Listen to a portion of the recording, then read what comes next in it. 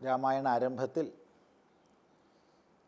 മംഗളാചരണങ്ങൾ ചെയ്യുകയും നിർവിഘ്ന പരിസമാപ്തിക്ക് പ്രാർത്ഥിക്കുകയും ഒക്കെ ചെയ്തു. അത് കഴിഞ്ഞ് ഗ്രന്ഥരചന പ്രതിജ്ഞ ചെയ്യുകയാണ് ഇവിടെ കവി, എഴുത്തച്ഛൻ. താൻ ഇന്നത് ചെയ്യാൻ പോകുന്നു എന്നുള്ള പ്രതിജ്ഞയാണ്. ആ പ്രതിജ്ഞ കേട്ടുകഴിഞ്ഞാൽ അധികാരികൾക്ക് പ്രവർത്തിക്കാൻ കഴിയും. കാരണം എന്തിനാണ് ഈ രചന എന്നുള്ളത് പ്രതിജ്ഞയിൽ അടങ്ങിയിട്ടുണ്ട്. എല്ലാ ശാസ്ത്രങ്ങളിലും പൊതുവെ പ്രതിജ്ഞ പതിവുണ്ട് ആരംഭത്തിൽ. ആ ഒരു സമ്പ്രദായത്തെ, ശാസ്ത്രീയമായ സമ്പ്രദായത്തെ ഇവിടെയും പാലിച്ചിരിക്കുകയാണ്. എന്താണ് ഇവിടെ പ്രതിജ്ഞ? വേദസംഹിതമായി മുൻപുള്ള ശ്രീരാമായണം. ശ്രീരാമായണം മുമ്പേ ഉണ്ട്, അർഷമായിട്ട്, വാൽമീകീയമായിട്ട്. ആ മൂലമായ രാമായണം, അതിനെ തന്നെയാണ് ഭക്തിരസപ്രധാനമായിട്ട് വേദാന്ത സാര തത്വോപദേശപരമായിട്ട് ശ്രീരാമൻ്റെ ഈശ്വരഭാവത്തിന് പ്രാധാന്യം കൊടുത്തുകൊണ്ട് വ്യാസഭഗവാനാൽ അധ്യാത്മരാമായണമായി ചെയ്യപ്പെട്ടത്. ഇങ്ങനെയുള്ള രാമായണം, പൂർവികമായിട്ടുള്ള രാമായണം, അത് വേദസംഹിതമാണ്, വേദാനുസൃതമാണ്, വേദതത്വങ്ങളെ സമൂഹത്തിൽ പ്രചരിപ്പിക്കുന്നതിന് വേണ്ടിയിട്ടുള്ളതാണ്, വേദാനുസാരിയാണ്. അതുകൊണ്ട് വേദസംഹിതമായിരിക്കുന്ന ആ രാമായണത്തെ, പണ്ടേ ഉള്ള രാമായണത്തെ ബോധഹീനന്മാർക്കറിയാം വണ്ണം ചൊല്ലിയിടുന്നേൻ.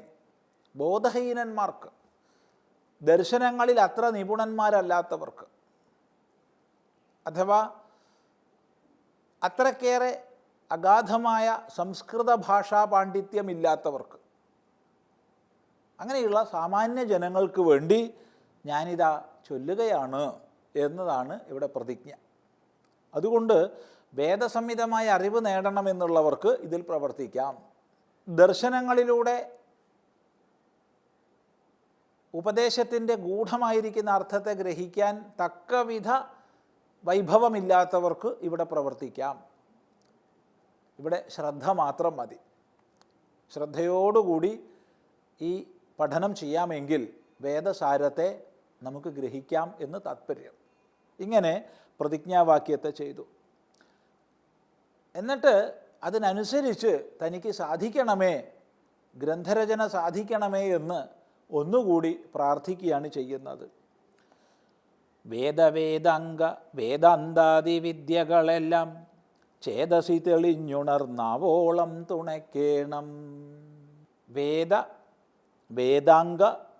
വേദാന്താദി വിദ്യകളെല്ലാം, വേദം, ധർമ്മമൂലമായ വേദം, അറിവ്, ആത്യന്തികമായ തത്വജ്ഞാനം, ഋഷിമാരുടെ ദർശനം,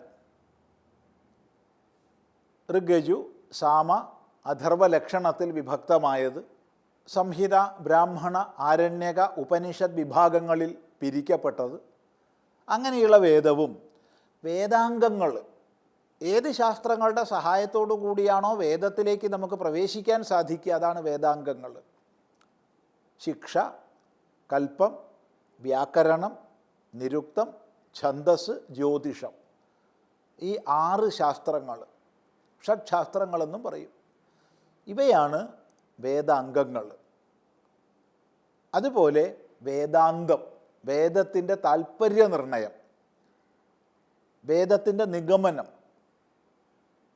എന്ത് പറയുന്നതിനായിക്കൊണ്ടാണോ വേദം പ്രവർത്തിക്കുന്നത് അതാണ് വേദാന്തം, ഉപനിഷത്ത് എന്നർത്ഥം. അപ്പോൾ വേദാംഗ വേദാന്താദി വിദ്യകളെല്ലാം, എല്ലാ വിദ്യകളും, 18 വിദ്യകളും എൻ്റെ ഉള്ളിൽ തോന്നണം. എങ്ങനെ? വേദാംഗ വേദാന്താദി വിദ്യകളെല്ലാം ചേതസി തെളിഞ്ഞുണർന്നാവോളം തുണയ്ക്കേണം. എല്ലാ വിദ്യകളും എൻ്റെ ബുദ്ധിയിൽ തെളിഞ്ഞ് എല്ലാ മറവും നീങ്ങി ഉണർന്ന് ഉണർന്നെന്ന് പറയുമ്പോൾ ആവശ്യമുള്ളപ്പോൾ തോന്നണം, ഓരോന്നും തോന്നേണ്ട സമയത്ത് തോന്നണം. വൈകി തോന്നിയിട്ട് അപ്പോൾ തോന്നിയിരുന്നു എന്ന് വിചാരിച്ചിട്ട് ഒരു പ്രയോജനമില്ല. അപ്പോൾ ഓരോ അറിവും വേണ്ട സമയത്ത് എൻ്റെ ഉള്ളിൽ പ്രകാശിക്കണമേ എന്ന് പ്രാർത്ഥിക്കുകയാണ്. സുരസംഹതിപതി തദനു സ്വാഹാപതി വരദൻ പിതൃപതി നിരുതി ജലപതി തരസാ സദാഗതി സദയം നിധിപതി കരുണാനിധി പശുപതി നക്ഷത്രപതി സുരവാഹിനീപതി തനയൻ ഗണപതി സുരവാഹിനീപതി പ്രമഥഭൂതപതി ശ്രുതിവാക്യാത്മാ ദിനപതി ഖേടാനാംപതി ജഗതി ചരാചരജാതികളായുള്ളോരും അഗതിയായോരടിയൻ അനുഗ്രഹിക്കേണം അകമേ സുഖമേ ഞാൻ അനിശം വന്ദിക്കുന്നേൻ. സകല ദേവഗണങ്ങളെയും പേരെടുത്ത് പറഞ്ഞ് വന്ദിക്കുകയാണ്. എങ്ങനെ?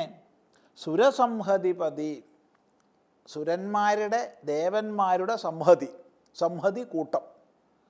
അപ്പോൾ ദേവസമൂഹത്തിൻ്റെ മുഴുവൻ പതി നാഥൻ ദേവേന്ദ്രൻ, സുരസംഹതിപതി ദേവേന്ദ്രൻ. തദനു അനന്തരം സ്വാഹാപതി, സ്വാഹയുടെ പതി, സ്വാഹയുടെ നാഥൻ അഗ്നിഭഗവാൻ ഇന്ദ്രൻ അഗ്നി. തരസ സദാഗതി, തരസ വേഗത കൊണ്ട്, സദാഗതി എപ്പോഴും ഗതിയോടൊത്തവൻ വായു. ഇന്ദ്രൻ അഗ്നി വായു. വരദൻ പിതൃപതി, വരദനായ വരത്ത് നൽകുന്നവനായ പിതൃപതി, പിതൃഗണങ്ങളുടെ പതി യമൻ. നിരുതി ജലപതി, നിരുതിക്ക് അധിപതിയായവൻ. ജലപതി വരുണഭഗവാൻ. സദയം നിധിപതി കുബേരൻ. കരുണാനിധി പശുപതി, കരുണാനിധിയായ കരുണയുടെ ആലയമായ പശുപതി രുദ്രൻ. നക്ഷത്രപതി ചന്ദ്രൻ. ഇങ്ങനെ എല്ലാ ദിക്പാലന്മാരായ ദേവന്മാരും, ഇവിടെ ദിക്പാലന്മാരായ ദേവന്മാരെയും പറഞ്ഞു. ഇങ്ങനെയുള്ള എല്ലാ ദേവന്മാരും എന്നെ തുണയ്ക്കണം. സുരവാഹിനീപതി തനയൻ ഗണപതി, സുരവാഹിനീപതി തനയൻ. സുരവാഹിനി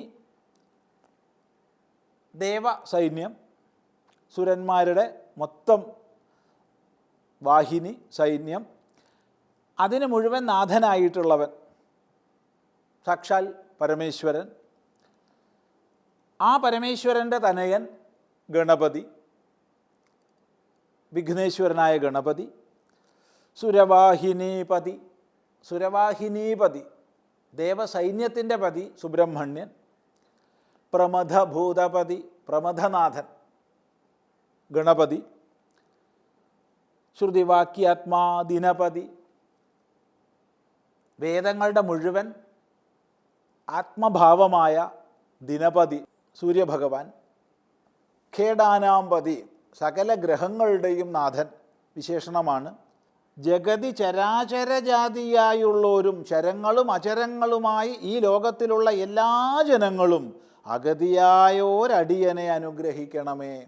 കേവലം ദേവന്മാർ മാത്രമല്ല, ഈ ലോകത്തിൽ ചരങ്ങളും അചരങ്ങളുമായുള്ള സകല ജീവരാശിയും അടിയനെ അനുഗ്രഹിക്കണമേ എന്ന് പ്രാർത്ഥിക്കുകയാണ്. എന്തിന്? അകമേ സുഖമേ ഞാൻ അനിശം വന്ദിക്കുന്നേൻ. അകം കൊണ്ട് ഉള്ളുകൊണ്ട് ഞാൻ അനിശം എപ്പോഴും ഞാൻ വന്ദിക്കുന്നു. പരിപൂർണമായി ഞാൻ സകല ചരാചര പ്രപഞ്ചത്തെയും വന്ദിക്കുകയാണ്. എനിക്ക് ഈ ശാസ്ത്രജ്ഞാനം മുഴുവൻ രാമായണ രചനാ സന്ദർഭത്തിൽ പ്രകാശിക്കണേ എന്ന് പ്രാർത്ഥിക്കുകയാണ് ഇവിടെ ചെയ്യുന്നത്. നോക്കണേ, ആ ഒരു ഭാവന കേവലം ദേവന്മാരിൽ ഒതുങ്ങാതെ സകല ചരാചരങ്ങളെയും പ്രാർത്ഥിക്കുകയാണ്. കാരണം സകല ചരാചരങ്ങളും ആ ഭഗവാന്റെ പ്രകടിത ഭാവങ്ങളാണെന്ന തിരിച്ചറിവോടുകൂടി. ഇതിൻ്റെ വിശദീകരണം നമുക്ക് പഠിക്കാം ക്രമമായി. നമസ്തേ.